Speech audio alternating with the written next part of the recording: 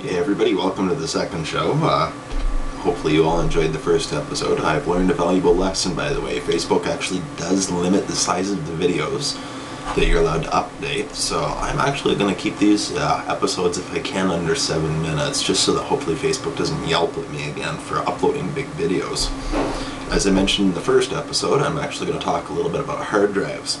I actually have with me 2 different hard drives today. This one is actually a desktop 3.5-inch hard drive, and we're going to see its little cousin as well, the laptop hard drive. These guys, of course, you'll notice the only major difference physically is the size of them. That is pretty much the only physical difference, other than, of course, well, yeah, size is it. In this case, as always, the guy's Creed. Sorry, gentlemen, bigger is better. Laptop hard drives are slower than the desktop ones. This one here is actually spinning at, if I'm not mistaken, 7,200 RPM. This one spins at 5,400. Some people actually ask me the reason why. Laptop hard drives are designed to save energy. Of course, you don't want a big hard drive in your laptop that'll drain life out of the batteries.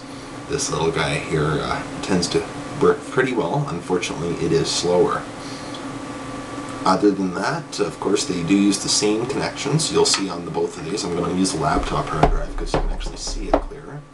Other than, of course, my funky coloring, purple coloring here. I got bored one day and boy, I'm tongue-tied today. These videos are fun. You'll see there's 2 little connectors on here. I'll turn it around so you can see the contacts. This one here, which is the larger one, is actually for the power for your hard drive. The smaller one is actually the data. And you're going to see on this one, as well as most desktop hard drives, a little collection of jumper pins. These pins, don't worry about them. When you go to connect these up, of course, this little connection here will go. I'm going to use the same old Intel board here because I'm not frying my board onto these ones. It uses a small, thin ribbon cable. Unfortunately, I don't have one of them handy. I've actually used them all on my desktop. When buying hard drives, of course, there's only a couple of key things you want to keep in mind. If you're buying for a laptop, of course, make sure you get the right size. Other than that, laptop hard drives, not particularly different. Desktop hard drives, on the other hand, there is a lot of differences. You'll hear one keyword mentioned a lot is the RPM, or the speed, and I'm actually getting a phone call. Wow, I'm just going to ignore that right now because this is more important. Besides, bank. So, desktop hard drives, you will hear RPM mentioned an awful lot. There are a couple different speeds that you'll tend to hear most commonly: 5,400, 7,200, and 10,000. The average desktop hard drive uses 7,200. 5,400 RPMs are slower. Of course, 10,000 RPM hard drives are faster. You will pay an arm and a leg for 10,000 RPM hard drive. Other than that, of course, size. Most laptop hard drives and desktop hard drives start at about the 160 gig range nowadays. Laptop hard drives will top out at 500 gigs. I have heard there are actually 1 terabyte laptop hard drives. I've never seen them, so I'm going to get into that.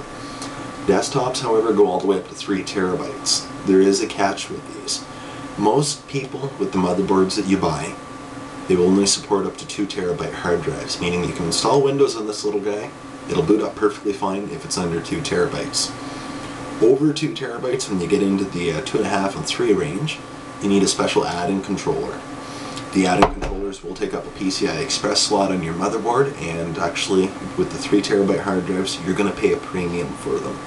A 2 terabyte can be bought right now for about $100 or less, whereas a 3 terabyte can actually cost you $250 or more depending on the make and model. I tend to stick with Western Digital and Seagate hard drives. Out of the 2 of them, actually Seagate is much better. I find they have a lot lower failure rate. This little drive here is a 500 gigger, and it has already had a failure. It's a spare, so to speak. I just use it for backing up CRUD data. I also mentioned I'm going to get into cooling, but I'm going to do that on a separate episode as well, just because of the fact these are a little bit time sensitive. And when you're mounting your hard drives, by the way, in your desktop, you'll note on the sides of the hard drive, geez, I really can't talk today, I don't know why, there's a series of small holes. A lot of people tend to think you stick a screw in, it holds it in place, don't worry about it. Wrong. At all times, there should be at least 4 screws holding your hard drive in. These are vibration sensitive and shock sensitive. These get dropped. Inside of them, there is a small little read-write head that spins, that moves over the platters. That read-write head will actually hit the platters, scratch the drive, and damage your drive. So of course you do want to make sure these are securely mounted in your computer. They are static sensitive, so when handling them, much as you've probably seen me doing, avoid the circuit board here. If you handle it by the sides, there's a lot of metal, so you're a lot safer and you're not really going to discharge and kill anything, hopefully. That's it for the hard drive section for now. Next up, I believe I'll do a short video on cooling, and I'll show you some of the neater coolers that I have here. Unfortunately, I'm not going to be able to pull out my big Cooler Master cooler, which I do love their products, by the way. Yes, Cooler Master, if you are watching this, I completely love you guys. I don't know where you've been since I've started building computers. You design wicked products, and I do advise that you buy them over, of course, Thermaltake, which you will pay a very large premium for. Thermaltake's products are nice looking, they don't always perform the greatest. That's it for episode 2. Next up I'll get into cooling, and I'll see you later.